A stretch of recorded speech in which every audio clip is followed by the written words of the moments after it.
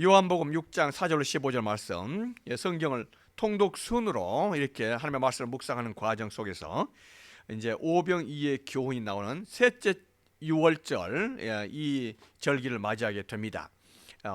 이 부분을 통해서 하나님께서 오늘 우리 주시는 말씀을 묵상하도록 하겠습니다. 우리 요한복음에서 지난주까지요 팔복산에서 말씀하셨던 예수님의 산상수훈을 살펴보았습니다. 예수님의 산상수훈 팔복산에서 이렇게 해서 산상수훈이라고 말했죠. 근데 이 산상수훈은요 마태복음 5장, 6장, 7장인데 사실 예수님께서 팔복산에서 설교하듯이 1장 5, 6, 7장 한꺼번에 말씀하셨던 내용은 아닙니다.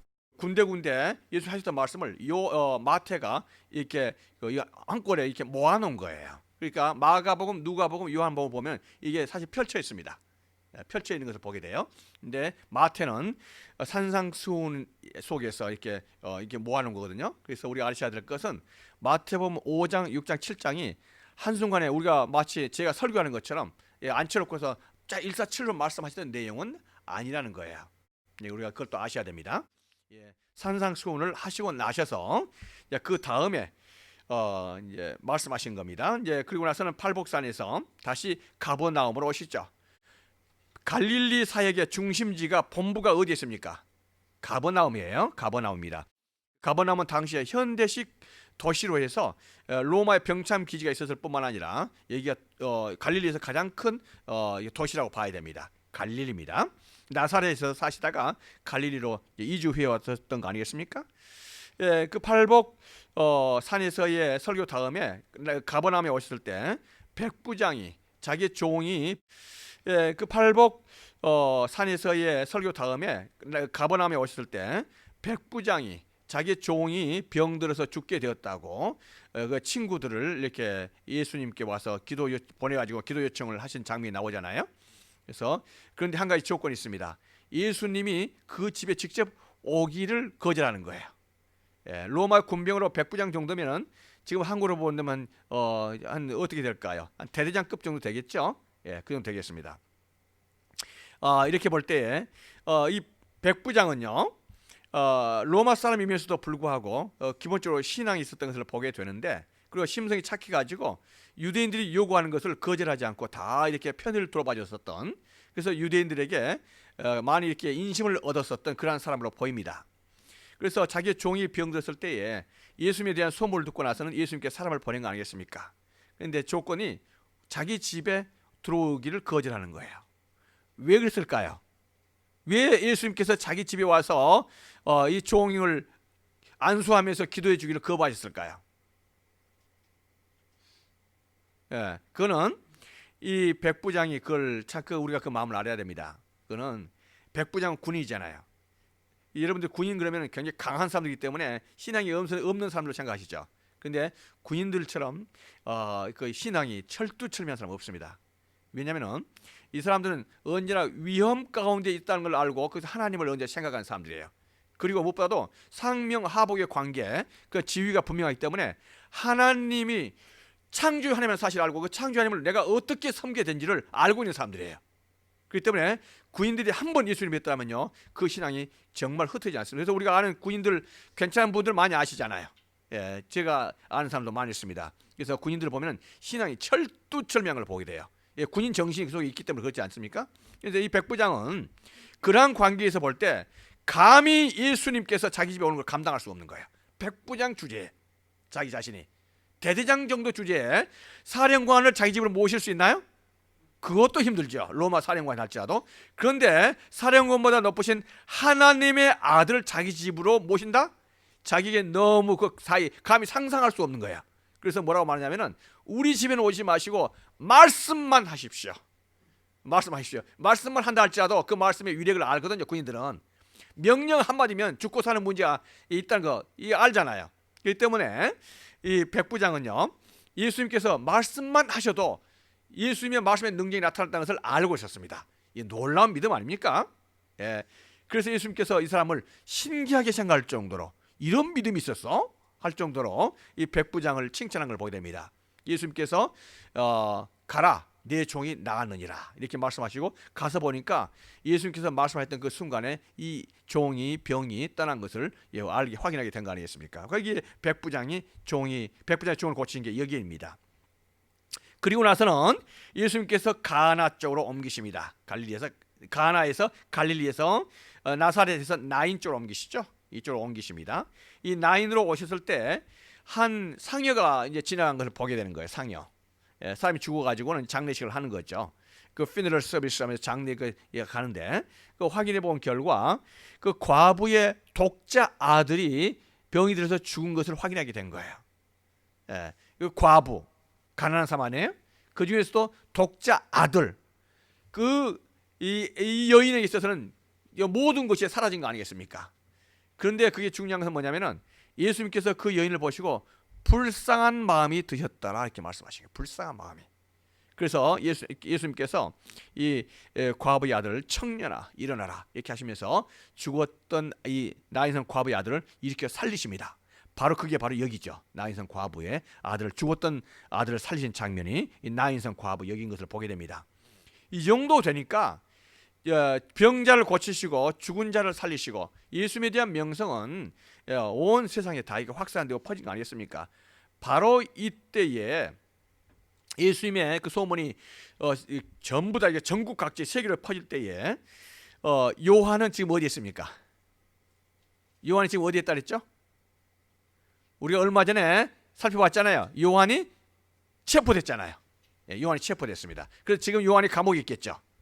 요한이 이제나 저제나 하면서 기다리고 있었습니다. 뭐냐면 예수님께서 군중 봉기를 내서 로마를 쫓아보내고 자기를 감옥에서 끄집어내고 그 감옥에서 나오게 하고 이 이스라엘의 독립국가가 형성될 것을 기대하고 있는 거예요. 그러니까 심지어 뭐예요? 세례 요한이다 한다 할지라도 예수님을 정치적인 메시아로 기대를 하고 있었다는 거죠. 세례 요한도. 그래서 이 세례 요한이 자기의 제자들을 보낸 거 아니겠습니까? 예수님에게. 예수님에 대한 소문은 굉장한 소문이 들리는데 예수님이 정치적으로 봉기할 기미를 안 보이거든요.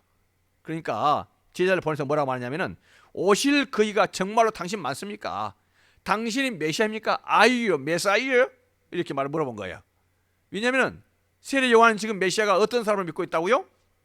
정치적인 메시아. 정치적인 메시아 의미가 뭡니까?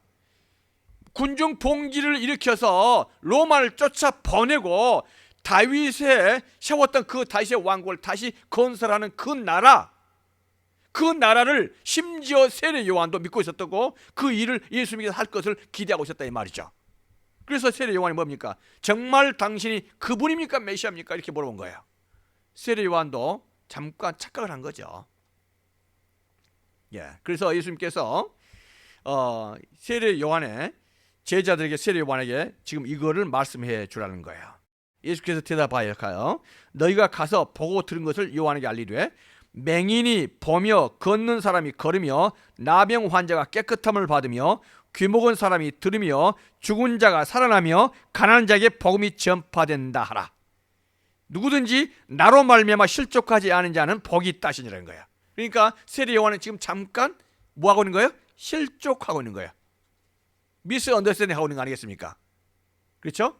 예수님께서는 세례 요한에게 예수님이 메시아라는 사실을 증거를 에비던스를 지금 바로 뭘 말하는 거예요? 맹인이 보며 걷는 사람이 걸으며 못 걷는 사람이 걸으며 나병 환자가 깨끗함을 받으며 귀목은 사람이 들으며 죽은 자가 살아나고 가난한 자에게 복음이 전파된다는 이 에비던스를 세례 요한에게 전달해달라. 그럼 세례 요한이 뭔가를 깨달은 게 있을 거다 이렇게 말씀한 거예요.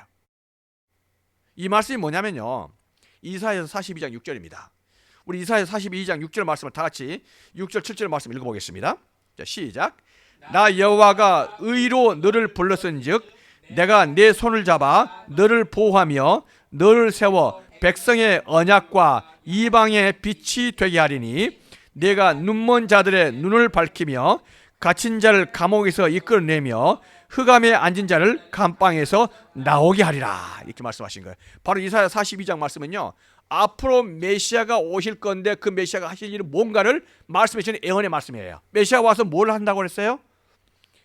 백성의 언약과 이방의 빛이 되리니 너를 메시아를 이렇게 말하면 내가 눈먼 자들의 눈을 밝히며 갇힌 자를 감옥에서 나오게 하며 흑암에 앉은 자를 감방에서 나오게 하는 그것, 사람들을 죄에 의해서 사탄의 올무에서 풀려나는 바로 그것이 예수님의 초림의 사역의 목적이다. 이걸 말씀하시고 계신 거예요. 세례 요한이 이사야 42장 6절 7절 말씀을 알았을까요? 몰랐을까요? 알았죠. 분명히 알죠. 왜냐하면 세례 요한도 구약 말씀을 통해서 앞으로 메시아가 오면 이러한 일을 할 것을 알았지만은 잠시 잠깐 실수하고 미스언더스탠딩 했던 걸 보게 되는 거예요. 그러니까 예수님께서 바로 세례 요한에게 메시아가 온다면 이 메시아의 초림은 바로 이러한 일을 하고 있다는 것을 말씀하는 거죠. 세례 요한을 이걸 듣고 나서 세례 요한이 무슨 생각을 할까요? 아차 생각했겠죠. 내가 잘못 오해했구나. 예수님이 오시면은 군중 봉기를 통해서 국민들을 일으켜 세워가지고는 로마와 항거하고 전쟁을 해서 로마를 쫓아버리는 사역이 아니라 가난한 자들에게 하나님의 말씀을 증거하고, 이 세상의 캄캄한 어둠 속에서 눈먼 자들에게 하나님의 빛을 비추고, 복음의 빛이죠. 사탄에 얽매인 자들을 빼내서 하나님의 나라를 세우는 구속사이라는 사실을 말씀해 주는 것 아니겠습니까? 바로 이게 세례 요한에게 해주셨던 말씀이죠. 그래서 세례 요한의 오해를 풀은 줄로 믿습니다. 예수님께서 그리고 나셔서는 가버나움으로 다시 귀환하시게 된 거예요. 이게 갈릴리에서 대중사역의 2차 사역이라고 볼 수 있습니다. 다시 가버나움으로 가셔서 거기서 보니까 한 여인이 예수님께서 지금 바리새인 집에서 식사를 하실 때 오셔가지고는 예수님의 발에다 향유를 붓고 이렇게 하신 것을 보게 됩니다. 예수님의 발에다가 향유를 부으면서 이렇게 했었던 사건이 3번 나옵니다. 3번. 그래서 여기서는 첫 번째 사건이고요. 그리고 두 번째로는 거기에서 귀신 들려 눈 멀고 말 못하는 사람을 고친 장면을 보게 됩니다. 다시 한번 잠깐 볼까요? 옥합을 깨고 향유를 부은 첫 번째 여인의 사건이죠. 예수님께서 바리새인 집에서 식사를 하실 때에 죄를 지은 한 여자였습니다. 죄를 지은 여자이기 때문에 이 여자는 아마 창녀였지 않겠는가, 프로스티튜트 이렇게 봅니다. 그래서 예수님의 말씀을 듣고 나서는 정말 그 은혜를 받고 구원을 받고 나서 자기가 평생 모았었던 그 향유, 퍼퓸을 갖다가 예수님에게 갖다가 뭡니까? 이렇게 부은 거 아니겠습니까? 그리고 예수님의 발에다가 붓고 눈물로 예수님의 발을 적시고 자기의 머리털로 풀어가지고 예수님의 발을 닦아주는 그 장면을 우리가 보는 게 이 옥합을 깨뜨린 첫 번째 여인 보게 되겠습니다. 이걸 보고 나서는 또 바리새인과 서기관들이 그걸 비난하죠. 그 비싼 향유를 예수님의 그 발에다가 붓느냐 이렇게 할 때 예수님이 하셨던 말씀은 너희들이 뭐를 아느냐. 이렇게 하는 것은 하나님께 죄사함을 받은 사람의 당연한 도리이지 않느냐 이렇게 말씀하신 거죠.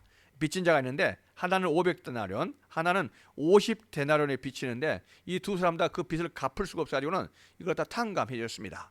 이렇게 할 때 누가 더 큰 은혜의 빚을 받았습니까? 50데나리온입니까? 500데나리온입니까? 죄 용서를 많이 받았다고 생각하는 사람은 더 많이 예수님을 섬긴다. 이 내용을 우리가 첫 번째 이 옥합을 깼던 여인의 사건 중에서 살펴볼 수가 있는 것입니다. 그리고 나서는 예수님께서 거기에서 귀신 들린 눈먼 귀신 들려가지고 눈 멀고 말 못하는 사람을 데려왔습니다. 자, 말을 못했는데 또 눈이 멀었는데 이 사람이 어떤 질병의 가운데서 그렇게 하는 원인일 수도 있겠지만서도 이 사람이 그렇게 했었던 원인이 뭡니까? 눈이 멀고 눈병이 들었겠었죠. 또 말까지도 못했었던 그 이유가 이건 영적인 문제였던 걸 말하게. 모든 사건이 이런 건 아닙니다. 모든 문제가. 그렇지만 이 사람일 경우에는요, 이게 영적인 문제였다 이렇게 보는 거죠. 영적으로 귀신이 들려서 그렇게 한 거죠. 그래서 예수님께서 이 사람을 고쳐 주셨습니다. 이렇게 하니까 주위에서 이 사실을 목격하고 관찰하고 있었던 바리새인들이 이거는 있을 수가 없다는 거예요. 이거는 있을 수가 없는데 단지 뭐예요? 예수님께서 귀신의 바알세불, 귀신의 왕이지 않습니까? 사탄이죠. 사탄의 힘으로 사탄을 쫓아버리지 않고서야 이런 일이 있을 수 있겠는가 이렇게 말한 거죠. 여러분, 귀신을 쫓아버리는 게 하나님의 능력으로, 성령의 능력으로 그렇게 되나요? 아니면 귀신의 도움으로 그렇게 되나요? 그렇게 함에도 불구하고 이 바리새인들은 이제 트집을 잡으려고 그런 거죠. 귀신의 왕 바알세불의 도움을 받지 않고는 이러한 일이 생길 수가 없다 이렇게 말한 거 아니겠습니까? 이렇게 비난할 때 예수님께서 이 말씀을 어떻게 받아야 되는 거예요? 예, 그때 예수님께서 하셨던 말씀은 이겁니다. 다 같이 한번 읽어보겠습니다. 시작. 내가 하나님의 성령을 힘입어 귀신을 쫓아내는 것이면 하나님의 나라가 이미 너희에게 임하느니라.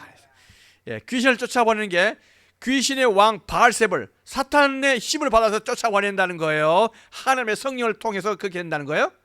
하나님의 성령이죠. 그래서 하나님의 성령의 힘을 입어서 귀신을 쫓아보내는 거다, 이렇게 말씀한 거죠. 우리 이걸 잘 아셔야 될 줄 믿습니다. 그래서 하나님의 성령을, 귀신을 이길 수 있는 유일한 힘은 귀신보다 더 능력이 센 그러한 또 다른 힘에 의해서만 가능해요. 그러면 귀신보다 또 다른 힘이 더 센 또 다른 힘은 누구를 말합니까? 하나님의 능력 아니겠습니까? 하나님의 성령이죠. 그러니까 성령의 힘으로, 성령의 능력으로, 성령의 도우심으로 귀신을 쫓아보냈다는 거예요. 그렇게 될 경우는요, 중요한 우리가 한 가지 사실을 발견할 수가 있습니다. 뭡니까? 지금까지는요, 공중의 권세 잡은 자, 이 귀신에 의해서 세상이 지배되어지고 있었습니다. 그렇죠? 이 세상의 어둠의 세상은요, 귀신의 왕국이라 볼 수가 있죠.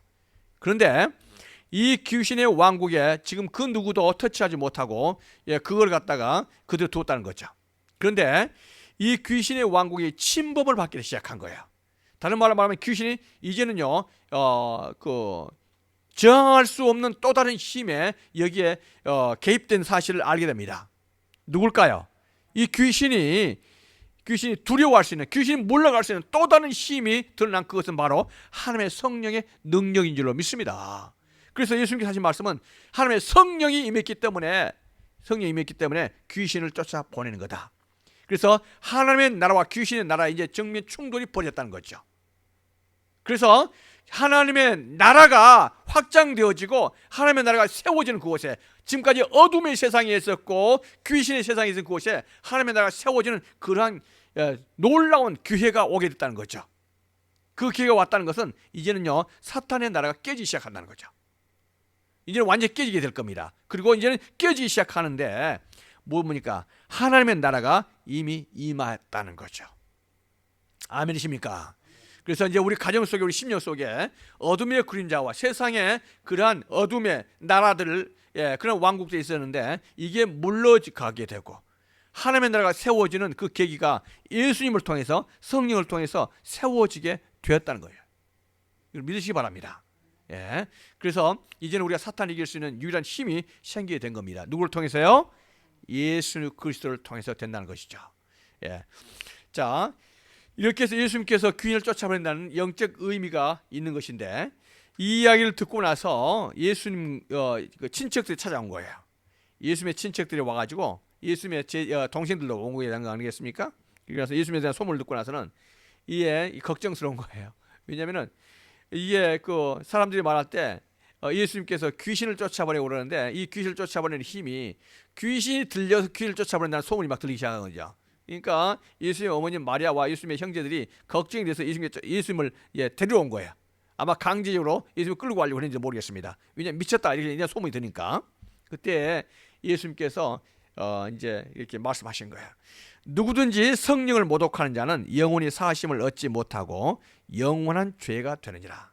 그러니까 우리가 다른 것은 몰라도 하나님께서 또 예수님께 하셨던 그런 성령의 사역을 인정을 해야 돼요. 이것까지도 부인해버리면 하나님을 믿을 수 있는 기회가 없는 거 아니겠습니까? 그래서 성령을 모독하는 그러한 죄까지는 범해서는 안 되는 거죠. 하나님께서 예수님께 하셨던 일은 귀신의 도움으로 됐나요? 성령의 도움으로 됐나요? 성령께서 하신 거죠. 예수님이다 한다 할지라도 성령의 도움을 받아서 귀신을 쫓아보내는 건 아니었겠습니까? 그래서 누구든지 하나님의 뜻대로 행하는 자가 내 형제요 내 어머니라 이렇게 말씀하신 거예요. 이렇게 한 내용이 바로 여기 있는 것을 보게 됩니다. 그리고 나서 가버나움에서 씨 뿌리는 비유 말씀하시고 돌짝밭에 뿌려진 씨앗, 또 옥토에 뿌려진 씨앗 말씀하신 거, 여기서 말씀하시고 나셔서요. 여기에 예수님께서 여기서 하셨던 말씀 중에 하나가 뭐냐면은 가버나움, 고라신, 다 베세다에서 이쪽에서 많은 기적들을 베푸시고 최고의 사역들을 하셨습니다. 그런데 가버나움과 고라신과 베세다가 예수님께 돌아오는 사람 숫자가 그렇게 많지는 못한 거예요. 그래서 예수님께서 이 가버나움과 고라신과 베세다의 저주를 커스를 하신 것을 보게 됩니다. 내가 이러한 사역을 만약에 소돔과 고모라에 시돈과 두로에 했다면 벌써 회개했을 것이다. 그런데 예수님의 하나님의 아들께서 나타나셔가지고 이렇게까지 하는데도 불구하고 변하지 않는 가버나움, 고라신, 베세다에 대해서 너희들은 변하지 않는구나. 이렇게 하셨던 그 저주의 말씀을 하셨던 곳이 바로 여기. 그리고 나셔서 예수님께서 배를 타시고 이쪽 가다라 쪽으로 여기 옮기십니다. 그때 폭풍과 이랬을 때 제자들이 주무시고 계신 예수님을 깨우잖아요. 우리가 지금 죽게 되는데 잠만 주무십니까? 이렇게 할 때 예수님께서 너희들이 왜 이렇게 믿음이 없느냐, 이렇게 하시면서 이 파도를 잠잠케 해주신 것을 보게 됩니다. 우리가 이 한 가지 제자들 통해서 알아야 하는 것은 뭐냐면, 여러분 지금 이 배가 폭풍 가운데 파손되어지면은 그게 안 되는 이유가 뭡니까? 배가 지금 폭풍 가운데서 막 깨질지도 모르고 그 두려움 밀려올 때, 그럼에도 불구하고 이 배는 깨지지 않고 안전하게 목적지까지 갈 것이다 라고 믿어야만 되는 그 이유가 뭘까요? 그 믿어야 되는 이유가 뭘까요? 우리가 그 알아야 됩니다. 제가 그 속지를 내주고 싶어요. 이유가 뭘까요? 물론 예수님의 능력이죠. 많은 답입니다. 한 가지 아셔야 될 것은, 제가 이제 이거 우리 이권사 말씀 맞지만은 뭐냐면은, 여러분 이 배가 깨지면요 제자들도 물론 죽지만은 또 누가 죽어요? 예수님도 돌아가시잖아요. 예수님이 돌아가실까요? 안 돌아가실까요? 안 돌아가시죠. 예수님이 지금 그 배에 타 있는데 제자들은 지금 예수님을 보는 게 아니라 뭘 보는 거예요? 파도를 보는 거거든요. 파도를 만약에 거기에 주무시고 계신 그 예수님을 본다면은, 또 예수님의 능력을 안다면은, 파도가 아무리 세다 한다 할지라도 우리의 마음은 어때야 되는 거예요? 이거는 파도는 지나가는 파도고, 조금은 괜찮을 거고 우리는 목적지까지 무사히 갈 수 있다는 사실을 믿어야만 되잖아요. 그런데도 불구하고 제자들은 그 많은 기적들을 보았음에도 불구하고 예수님이 그 배에서 지금 고온히 주무심에도 불구하고 파도 치니까 두려워하는 거예요. 그게 제자들이 믿음 없는 것이 맞죠? 그런데 제자들만 믿음이 없나요? 어때요? 우리도 마찬가지죠. 우리 안에 누가 계십니까? 예수님 계시죠. 우리 집에 누가 계십니까? 예수님이 계시죠. 그런데 파도가 치면은 당장 우리는 예수님을 바라본 것이 아니라 누구를 바라봅니까? 파도를 바라보죠. 그러면서 나 죽겠네 그러잖아요. 그게 여러분, 우리가 타고 있는 이 배가 침몰되겠어요? 안 되겠어요? 안 되죠. 왜 그래? 누가 있으니까? 예수님께서 계시니까. 그래서 예수님께서 이 믿음이 없는 자들아 책망하신 거예요. 우리가 이걸 믿어야 될 줄로 믿습니다. 우리의 목적지까지 가는 데서는 이 배는 안전하다. 파손된다? 안전하다. 이걸 믿어야 돼요. 왜 그래요? 누가 있기 때문에? 예수님께서 계시기 때문에. 바로 이게 이 부분이 여기에서 있습니다. 그리고 나서는 여기서 예수님께서 귀신 들린 광인 2명을 고쳐주시죠. 그때 돼지떼가 그 귀신이 들어갈 때 돼지떼에 갈릴리 바다로 들어가면서 몰살한 장면을 보게 되고, 이쪽 거라사 쪽에 있는 사람들이요 예수님에게 제발 좀 우리 동네에서 나가달라고 이렇게 말합니다. 여러분 이 거라사 사람들이 유태인들은 돼지를 먹어요, 안 먹어요? 안 먹죠. 돼지고기를 먹어서 안 됩니다. 그런데 불구하고 위에 거라사 사람들은 돼지를 쳤을까요? 목장에서 자기들 먹으려고. 아셔야 되는 것은 이 거라사 지역은요 유태인 지역이 사는 곳이 아니에요. 이방인들이 사는 곳이에요. 그러니까 거라사 쪽에서는 이건 요단강 동편이잖아요, 이쪽에. 그래서 여기서 돼지를 치는 것은 그렇게 이상하지는 않는 겁니다. 그래서 이 사람들이 예수님을 가라고, 제발 좀 가라고 말씀하는 거죠. 왜냐하면 예수님이 좋기는 좋고 놀라운 분은 사실이지만은 예수님이 계시면 자기들의 비즈니스가 다 엉망이 되겠어요. 왜 이래요? 자기들 비즈니스는 뭘 기초로 한 거예요? 돼지. 이 돼지가 다 죽어버리면 안 되잖아요. 여러분, 그러니까 이 사람들이 많은 사람들이 예수님을 믿지 못한 이유가 신앙생활을 잘하면 잘할수록 버려야 될 게 너무나 많아요. 돼지 떼도 버려야 되고 자기가 해야 될 비즈니스도 버려야 돼요. 비즈니스가 중요합니까? 자기의 영혼이 중요합니까? 영혼이 중요하다고 생각한다면 예수님을 모셔야 되잖아요. 근데 이 거라사 사람들은요 제발 좀 가주십시오. 당신 계시면 우리 돼지 떼 다 죽습니다. 이렇게 생각하는 것이 당시에 거라사 쪽에 있었던 사람들인 것을 보게 돼요. 예수님을 배척한 거죠. 자, 이러던 중에 여기에 보면 누가복음 8장에는요 한 가지 누가복음 8장 1, 2, 3절 말씀에 이런 내용이 나옵니다. 그 후에 예수께서 각 성과 마을에 두루 다니시며 하나님의 나라를 선포하시며 그 복음을 전하실세 12 제자가 함께하였고 또한 악귀를 쫓아내심과 병고침을 받은 어떤 여자들 곧 7 귀신이 나간 자 막달라인이라는 마리아와 헤롯의 청지 구사의 아내 요한나와 수산나와 다른 여자와 함께하여 자기들의 소유로 그들을 섬기더라. 이런 내용이 나온 것을 보게 돼요. 저는 이것을 보면서 뭘 봤냐면은 지금 현재 예수님의 일행이 몇 명입니까? 적어도 최소한 한 그룹으로 몇 명이죠? 예수님과 더불어서 12 제자잖아요. 최소한 이 팀이 기본 팀입니다. 예수님과 예수님의 12 제자 13분이죠. 근데 우리가 이것까지는 생각하지만은 더 살림살이 하다 보면은 또 알아야 돼요. 예수님은 식사하셨을까요? 안 하셨을까요? 이 13분이 식사하셔야 되잖아요. 그 밥을 누가 해요? 제일 쫄병 요한이 해야 되나요? 예. 또 여러분 예수님께서는 그러면 이 13명이면 살림살이가 많을까요? 적을까요? 예. 그럼 예수님께서는 그냥 그 홈레스처럼 그렇게 옷 다 입고 다니셨을까요? 깨끗하셨을까요? 안 봐도 알잖아요. 예수님께서 깨끗하셨을 것 같잖아요. 우리 김영찬 목사님처럼 깨끗하셨겠죠. 그렇다면 예수님의 빨래는 누가 해요? 예수님이 직접 하셔야 되나요? 막내 쫄따구인 요한이 해야 되나요? 예, 사역이 바쁜데 이거 생각해 보셔야 돼요. 이거 바로 이러한 사역 가운데서 이걸 섬기는 여자들이 있었다는 거예요. 누굽니까? 바로 막달라 마리아, 또 요한나, 수산나, 다른 여러 여자들 있거든요. 다른 여러 여자들이라는 것은 또 그 살로메도 있을 겁니다. 야고보와 요한의 엄마 살로메, 이러한 여자들, 이러한 사람들이 예수님께 은혜를 받던 사람들이 자기 소유로 그들을 섬기더라. 그들의 물질로 예수님의 일행에게 13명, 또 이 그룹도 더 많은 사람들 얼마나 많겠어요. 이 사람들 밥 먹여주고 이렇게 하려면 뭐가 필요해요? 돈 필요하죠. 정광훈 목사님 헌금한다고 어떤 사람은 비난하지만은 아마 광화문 집회하려면 돈이 엄청나게 들어간답니다. 그게 그냥 할 수 있겠어요? 우리가 조금만 소풍만 가도 돈이 얼마나 들어가요? 살림살 할 때. 여러분 예수님께서 이렇게 다닐 때 여기에 필요한 경비 같은 게 상당히 많이 들었던 것 분명히 사실입니다. 그래서 전문 그 회계 집사 있었잖아요. 회계 담당이 누구였습니까? 가룟 유다가 그 회계 담당 아니었겠습니까? 예. 그래서 우리 이걸 볼 때 그러면 재정과 예수님의 밥과 예수님의 빨래는 누가 해줬을까? 이거를 미처 생각이 못하는데 바로 그러한 사람들이 있었는데 여러 여자들 또 다른 여자 제자들이 이러한 일을 해줬다는 것을 알게 되는 거죠.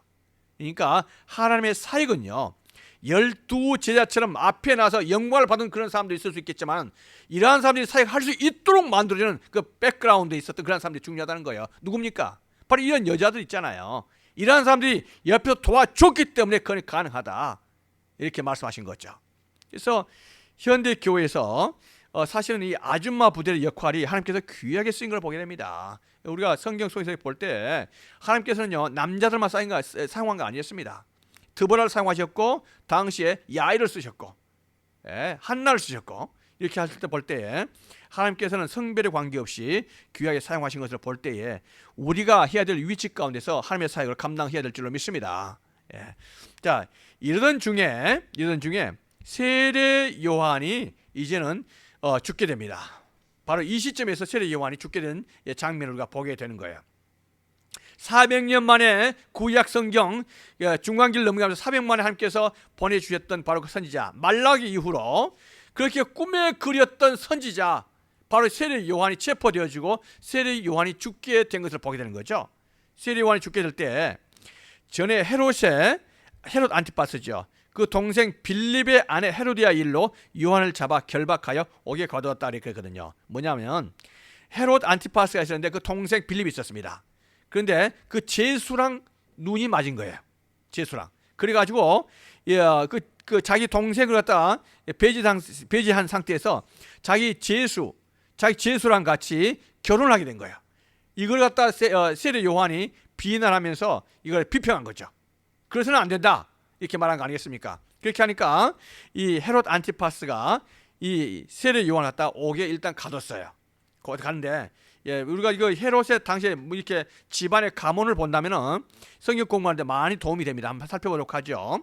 원조가 있었습니다. 헤롯 안티파트 2세입니다. 이 사람을 통해서 이제 일이 시작되는데요. 이 사람은 이따가 그의 아들 헤롯 대왕 때에, 헤롯 대왕이 누구냐면은 예수님께서 태어나실 때 있었던 바로 그 왕이었습니다. 그리고 2살 이하는 다 죽이라고 말했었던 바로 그 헤롯 대왕이 있었죠. 그리고 성전을 건축했었던 바로 그 사람 헤롯 대왕이 있었다 아니겠습니까? 헤롯 대왕에 있어서는요 이렇게 부인이 많이 있었어요. 이 부인이 많은 중에 이 아들이요 크게 4사람이 있었습니다. 헤롯 안티파스 이 사람이에요. 헤롯 안티파스가 있었는데 이 헤롯 안티파스가 오늘 우리가 봤었던 그 헤롯 안티파스죠. 이 사람이 결국 세례 요한을 죽이는 사람이었습니다. 왜냐하면은 그 헤롯 1세의 부인이 있었던 헤로디아가 결혼함으로 말미암아 그렇게 된 거 아니겠습니까? 그 다음에 빌립 2세가 있었는데 이 사람이 갈릴리 동편의 분봉왕이에요. 갈릴리 동편에. 다음에 아켈레오가 있었는데 이 아켈레오는 유대 에루살렘과 사마리아를 통과했었던 이 왕이 있었는데 성격이 포항해가지고는 파면당했습니다. 그래서 에루살렘 쪽에 이제는 왕이 없어지고 로마가 직접 총독을 파견하게 된 겁니다. 이때 당시에 총독이 누구입니까? 예수님 당시에 바로 빌립보가 되는 거죠. 그래서 이러한 사실을 안다면은 당시 헤롯 가문을 우리가 이제 보게 되겠습니다. 그래서 헤롯 왕가의 통치했었던 그런 부분들 조금 더 이걸 자세하게 우리가 공부를 할 필요가 있겠죠. 헤롯 왕이 어떠한 곳이었었나 안다면 성경을 볼 때 정확하게 좀 볼 수가 있습니다. 이렇게 할 때 이 헤롯이 큰 파티를 했습니다. 그래서 뭐냐면은 헤롯의 생일이 됐었는데 많은 사람들 초대해 가지고는 파티하는 중에 헤로디아 자기 제수면서 와이프 아니겠습니까? 그 헤로디아가 헤롯에게 기쁨을 선사하기 위해서 자기 딸 살로메를 갖다가 그 많은 사람들이 무대가 있는 곳에 가서 춤을 추라고 말합니다. 중동의 고유 춤을 춘 거죠. 여기서 현란한 춤을 출 때 이 헤롯이요 거기에서 깜빡하는 거죠. 이렇게 하면서 너무나 흥분해 가지고는 어떤 고백을 하냐면은 너 소원이 뭐냐? 너 소원이 말한다면 뭐든지 응답해 주겠다. 이렇게 약속을 해버리고 맙니다. 헤롯이 이 살로메에게. 그런데 살로메는 자기 엄마 헤로디아 같이 만약에 헤롯이 그렇게 말할 경우에는 이렇게 하자 이미 작전을 짜고 간 거예요. 그래서 만약에 그렇게 말한다면 세례 요한의 머리를 쟁반에 담아가지고 나에게 주십시오. 이렇게 말해라. 자기 엄마랑 같이 딴 거죠. 여기서 세 개의 여자 헤로디아와 살로메의 우리가 그 광경을 보게 되는 거 아니겠습니까? 이렇게 해서 헤롯이 이렇게 말하니까 이 살로메는 작정했던 대로 세례 요한의 머리를 나에게 주십시오. 이렇게 말한 거예요. 그러니까 어떻게 해요?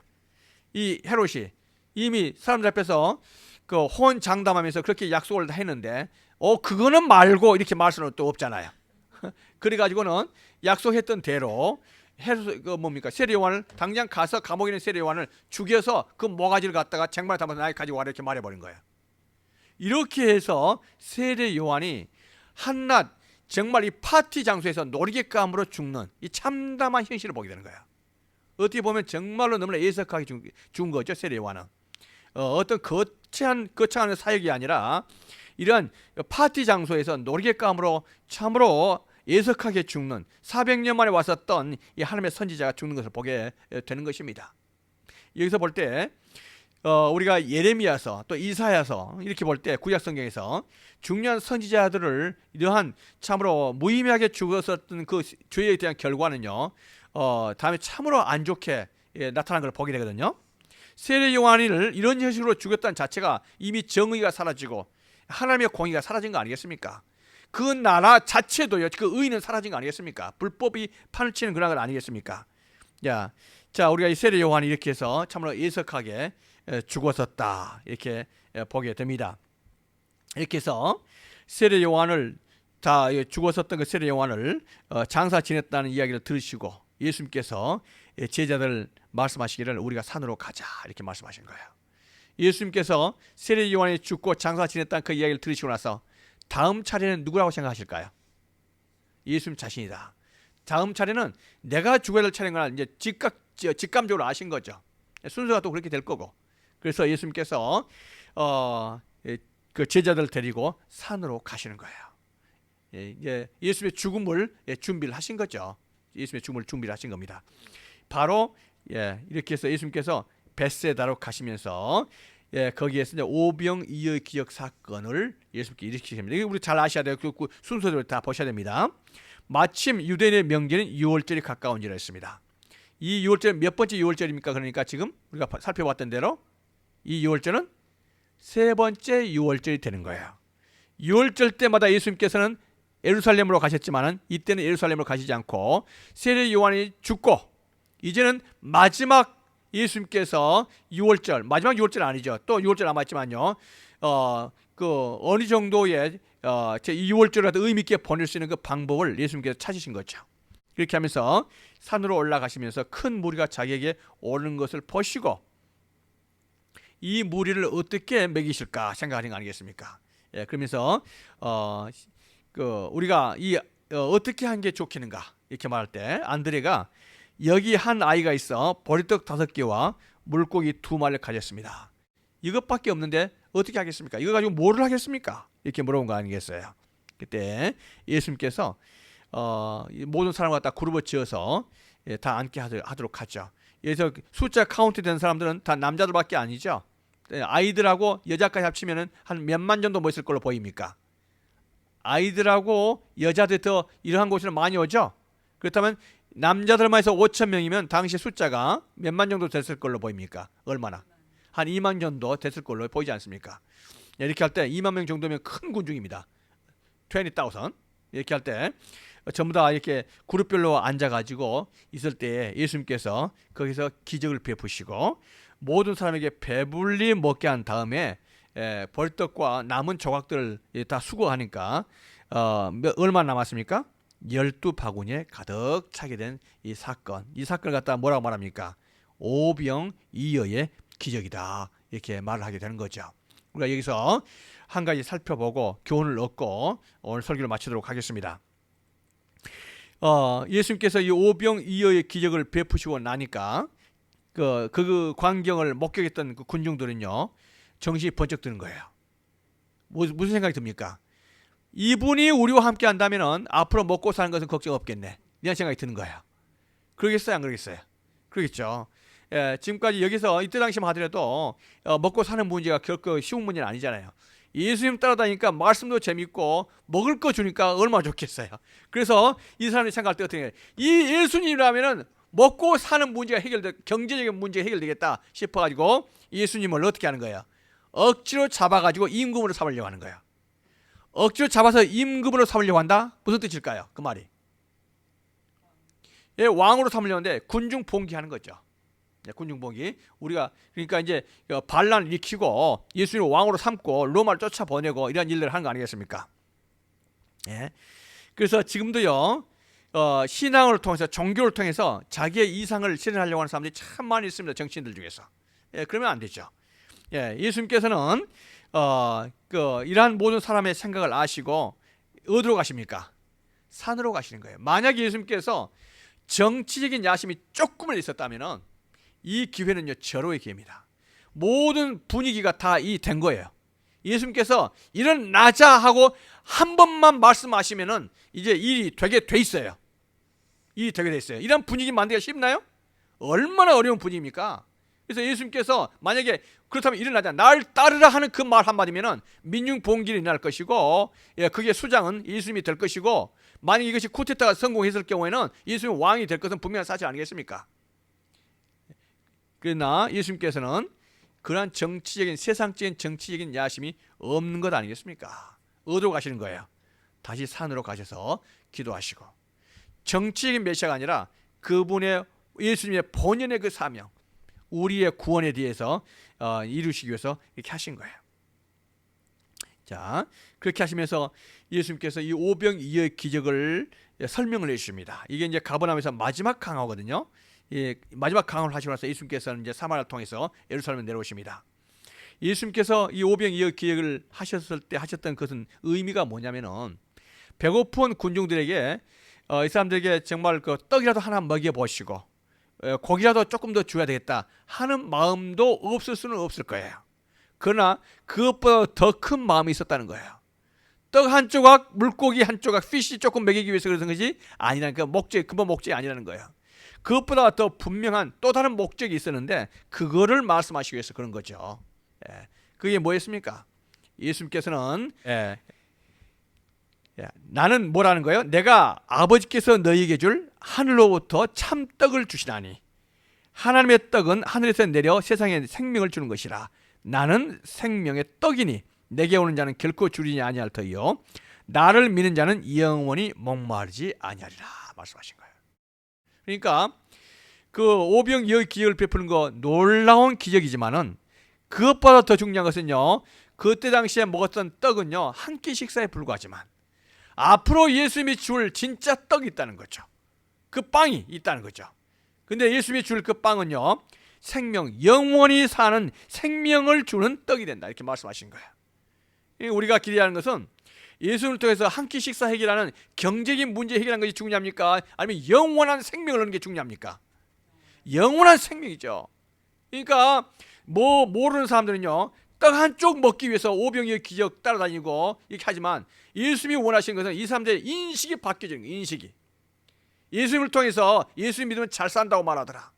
예수님 믿으면은 그 자식들이 잘 된다고 하더니 이 세상적인 것이 아니라 영혼의 그 행복과 영혼의 구원을 하나님께서는 우선시한다는 거죠. 영원한 생명을 주기를 원하시는 예수님의 마음인 거죠. Eternal life. 그래서 예수님께서 I am the bread of life 이렇게 말씀하신 거예요. 생명을 주는 떡이 누굽니까? 예수님이십니다. 바로 유월절이 뭡니까? 유월절은 어린 양이잖아요. 어린 양이 죽음으로 말미암아 이스라엘 백성이 생명을 건지고 탈출한 거 아니겠습니까? 예수님께서는 유월절에 어린 양으로 오신 거 아니겠습니까? 유월절에. 그래서 이 세 번째 유월절 지키면서 예루살렘에 가지 않고 이 유월절에 큰 세레모니를 하신 겁니다. 내가 바로 뭐예요? 영혼의 생명을 주는 떡이다. 이걸 말씀하신 거예요. 나는 하늘에서 내려온 살아있는 떡이니 사람이 이 떡을 먹으면 영생하리라. 내가 줄 떡은 세상의 생명을 위한 내 살이니라 말씀하신 거예요. 예수님께서 주신 것은 보리떡을 주기를 원하신 것이 아니라 뭘 주기를 원하신 거예요? 예수님의 살, 예수님의 플래시, 그렇죠? 플래시가 아니고 플래시, 예수님의 살을 주기를 원해요. 왜 그래요? 예수님의 살을 먹은 그 속에서 뭐가 있는 것입니까? 영생이, 생명이 주어지기 때문에 그렇습니다. 이게 바로 오병이어의 기적의 참 의미인 줄 아시길 바라겠습니다.